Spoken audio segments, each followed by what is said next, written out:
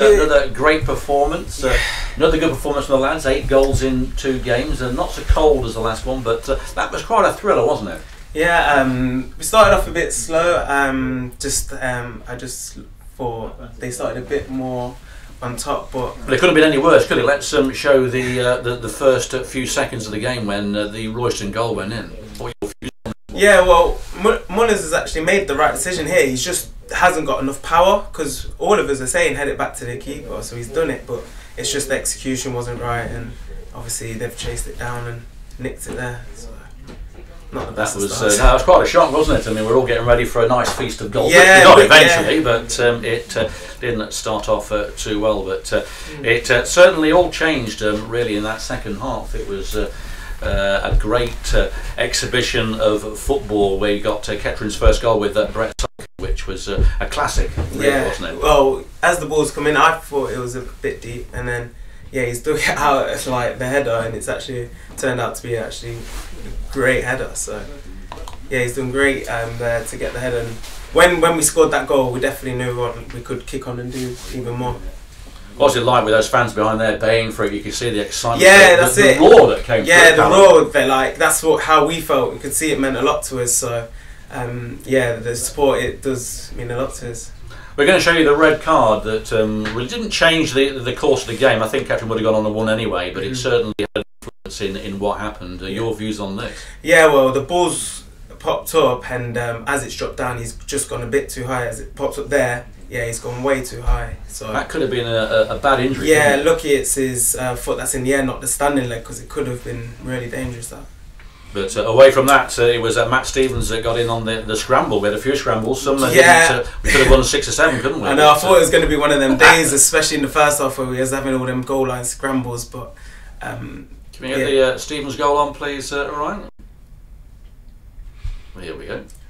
Again, it's Toadland again, isn't it? With deep crosses, because we started to queue up at this point, and we had a lot of bodies in the box. So just started to overpower them. And yeah, you found yourself in some positions recently, haven't you? Where you're going to hit it, and you do. It's not quite gone in yet. Yeah, searching for that first. Yeah, just gonna keep getting in them positions. Obviously, defending's my main priority. But if I can get forward and try and create something for the team, I'll definitely try and score something. Then we had another scramble where I thought this was in. Let's have a look. Yeah, that was. I know this was terrible. It went right between Rico's legs, and they thought there was a penalty there. Yeah. And then unfortunately they kept getting away with these scrambles. Yeah, they did. But at this point, I don't think it mattered too much. We just wanted to score as many goals as we want, as possible at this point. So. It didn't take long though, as Aaron's goal wrapped it up really with number 3 and. A good header. Ed Palmer reckoned it was too deep on commentary. I was with him there, but we're still seeing this one. Can we get the Aaron goal on, please, Ryan? Here we go. Yeah, and so it did look quite deep, and he's just got enough to lift it over the keeper. It's a great directed header, so yeah, I'm really happy for him to get another goal. It's a great directed header. And then finally, the icing on the cake was Lyndon's strike from the outside the area. It was I actually saw that in here. I didn't see it live. Yeah, but so he's had a good first touch and then just found the bottom of the corner. So yeah, great finish that. Let's see it one more time. Yeah. So momentum really is with Kettering now. We've really cemented the playoff positions, haven't we, to a certain extent. We've got another game here against Frome on Saturday. We've got 2 more home games. It must be a great feeling to be at the top, and the team playing well, especially with Ben Milnes coming back into it now, Michael Richards coming back into it, and Cavallio rejoining the club. It's strength in depth. Yeah, definitely. Coming towards the later part of the season, strength in depth is what we need, because the games are coming thick and fast. So if we can just keep that momentum going, don't see why we can't just keep pushing and take it into the playoffs. Okay, Kalern, thank you very much for joining us once again. I hope you're enjoying your time with us. Yeah, I'm sure you are. Really and we'll have a word with, I think, managers in there now. Marcus, well done, Kalern. Thank you. Yeah, get back and get that well-deserved rest, shower and a glass of Coca-Cola later in the clubhouse. And we've got manager, I think, Marcus Law coming in. I'm sure Marcus will want to see 1 or 2 of the incidents if he's not seen them already. Well, Marcus, not as cold as Stratford on... no, I don't think we'll have that. Well, I don't know if you saw the interview between me and you, but you can see my hand actually shaking with how cold it is. Rumours are the the beast from the east is coming on bank holiday, isn't it? It is. It is. So not what we want to see. And not really, no. I don't know if you've seen some of those clips in there before you came in, but wasn't really what you wanted to see. First of all, the first 60 seconds, was it? No, it reminded me of a bit of us last year, where we call it a home form. Everything possible was always going against us, and I think credit to the opposition. They came to stifle us, wanted to put it in behind us, and we got the reward early on. Yeah, Gary's under hit that. It's all right standing here and saying he should have smashed it out of the ground. How many back headers do we do from time to time? So he's got it wrong. The lads gambled, and the first half was quite erratic defending from us. We weren't really competent. Why was that? You got to give credit to the opposition. The shape that they played. They had a big lad who's mobile. You know, he was good aerially. He held the ball up. He had a turn of foot. They got some very intelligent players from Marriott, from Sam and Bridges, you know, and they were feeding off him and their movement and the way they were playing. And I know we had a lot of goal line clearances and saves in the first half, but they certainly had a few opportunities as well. So I'm just very pleased with the lads with how they responded at half time. We tactically spoke to them. It did change, didn't it? Whatever you said did work. Well, I'll give Rammers, I'll give him the praise in terms of getting stuck into them. I tweaked it slightly in terms of what I wanted the centre halves to do, and that worked. It certainly we carried it. How we finished in the first half. We certainly then decided. Well, let's look at Brett's goal, the first goal. That a great delivery again, though. Well, I just seen the clips you were doing with Kalern, and that was just in the second half. Yeah. The amount of goal line clearances that the opposition was doing, and fair play to them. We did look really threatening on every set piece, and I think that's Brett's 13th or 14th goal now. That's it's the Kettering Angel, I've been starting to call him. But he's coming up with the goods. He's coming up at the right time with goals. He is a bit of a fox in the box. I know it's a bit of a cliche, but the Tiverton he scored today. There's a few more. He's I'm trying to think what game it was now. Everyone will go on about the penalties, which has changed our fortune. Without those penalties. But he is scoring a fair few, and credit to him. He gets in there. He's got a bit of quality, and even when I had Brett before, he when you're doing your team selection, you're always conscious that he has a knack. He gets on the end of things, and it was a good turning point there. A couple of incidents, one in the first half, one in the second half. The kick on the ground on, I don't know if you've seen this, the kick on the ground on Rhys Hones. Let's go back a bit, keep going. There we are. Yes, this is the kick on the, see what you think about this. There's a little knee in there. I don't know. Would you send him off for that? It's definitely a booking, isn't it? Yeah. I don't think the 25 rolls helped. Yeah, look, he stuck his knee into him. And then I don't know. He sort of really need him, and while he's lying down. Well, as Ed said on commentary, we've seen that in the Premiership. They've gone for that. Yeah. I suppose that there's an air of petulance there, and he shouldn't have done it. The lad to give away a foul, whether he thinks it's wrong or right. I suppose that's a tough one. I don't know if I'd want players. Let's look at the red card incident itself. I'll be honest with you. I've seen this a couple of times now, and I've changed my mind. Unfortunately for Sam, it benefited us, but that's a sending off. At the time, I thought he's just gone in fully committed, but having seen that, you can't go in like that now. He's not gone near the ball. Yes, there's no intent, but it's dangerous. And I think now I've seen it again. Like I said, I've changed my mind now. I just thought, he's just gone in. We've bought it a wee bit, but no, I haven't seen that now. That's definitely a set. Well, Matt Stevens got the second goal. He's on a rich vein of form again, isn't he? And it was a classic striker's goal, wasn't it? Yeah, it was an ugly goal. It was an ugly goal, but he was there. we'll take Alan, is it Alan Clark type sniffing goal? Yeah. There we go. I mean, Azza and Matty have scored again. Their work rate is excellent. They deserve all the rewards. They give us something, and well, it's in the celebrations. If we can get the goal, it'll be quite good. He's good at celebrating, isn't he? So he's getting there, isn't he? He's getting there to celebrate. Here we go. It was just like we forced it home. How many of those did we have, Marcus? We had loads of these scrambles. We had a fair few of them, and we've still come away. We scored 4 goals. We've just looked at the goal tally now. That's 90 with is that 10 games to go? Yeah. So if we can get a goal a game, which our ratio is a lot more than that, so it'll be nice to break the 100 mark, and from various areas of the pitch as well.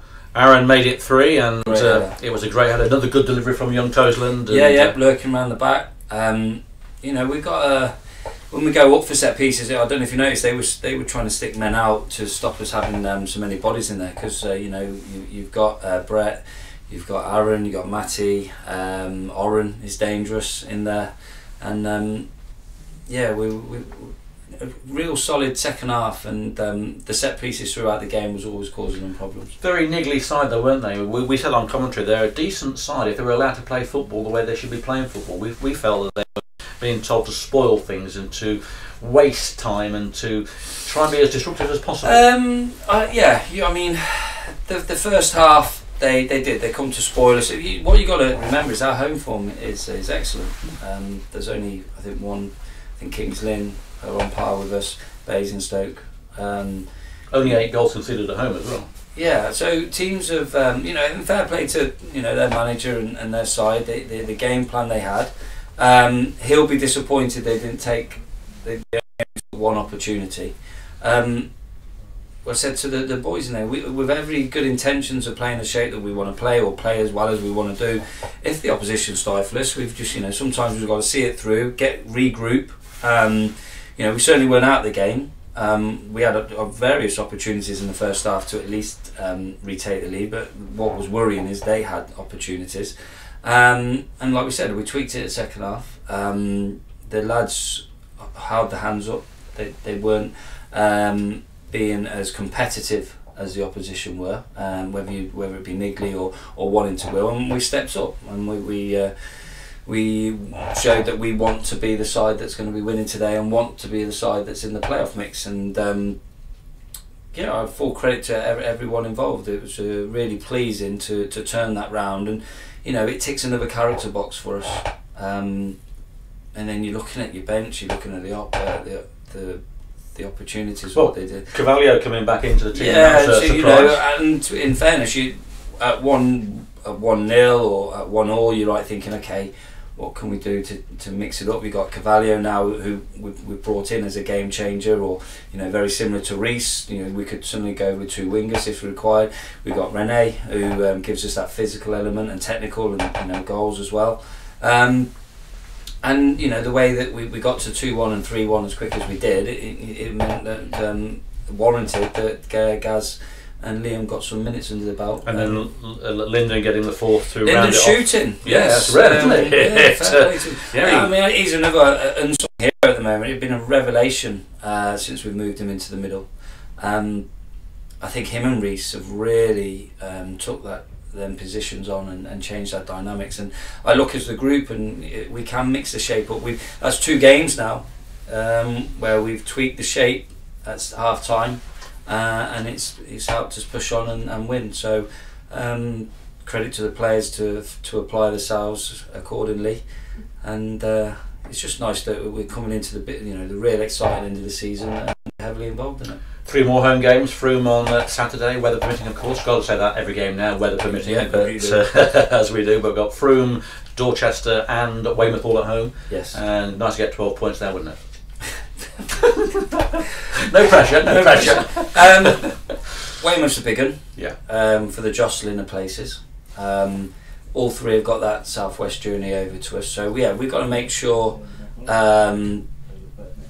we got to make sure we apply ourselves. And there are 3 teams who took points off us. Yeah, Froome are always a difficult side, aren't they? Yeah. So I think they've only been done 1-0 today by Hereford. They're sending off. So yeah, we could sit here and say we owe them 3. And I've said to the boys before today's game, we carry on our home form. We can get to that bank holiday, going into the Kings Lynn game, hopefully in a real good, strong position, threatening anyone above us who's not coming to the fore.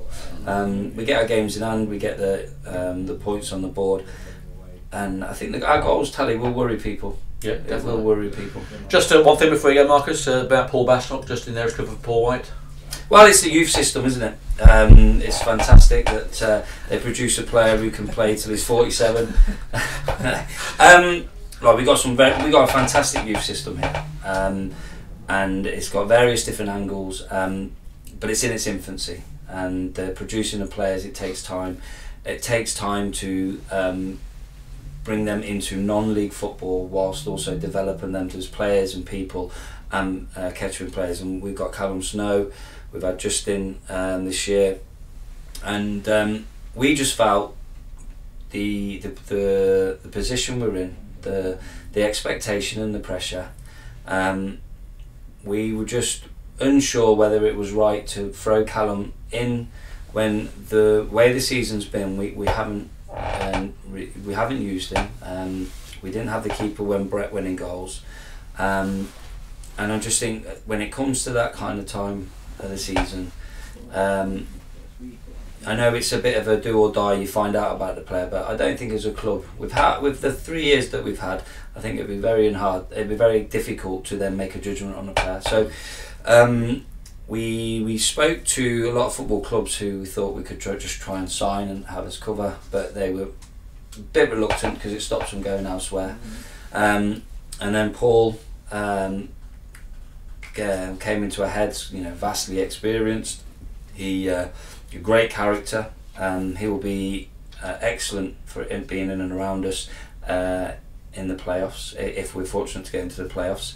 And we spoke to Gary at Wisbeach and asked him, can we talk to the player? We have no intentions of trying to play in between now and the sort of the format season. So if we get in a position where their season's tied up and we can bring him in to be cover, then we will. But the playoff situation where you're looking, if anything was to happen, we've got someone there who we feel confident and comfortable through his experience. I mean, he's not going to be flying around like some young goalkeeper would be, but his organisation skills could be really important for us. Played against us, didn't he, for Dunstable a couple of seasons ago, and you see the class in him then. It was 4-0.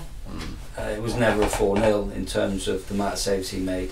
He still does it now, but there's more to him than just that. His experience, he can still distribute the ball accordingly, and he's a very, very good character in the dressing room, and he could be very useful. And it was nice to see people who respected what we've done, and to bring someone back.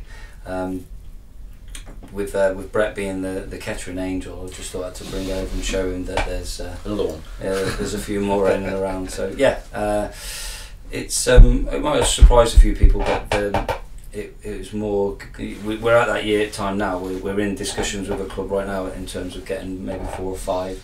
It could be. We could be in a fortunate position where we could be making some journeys where we don't need to take everyone. So we'll cross that bridge when we get there, if we're fortunate to be there. Okay, Marcus, thank you very much. Well done once again. Great night of football here at Latimer Park.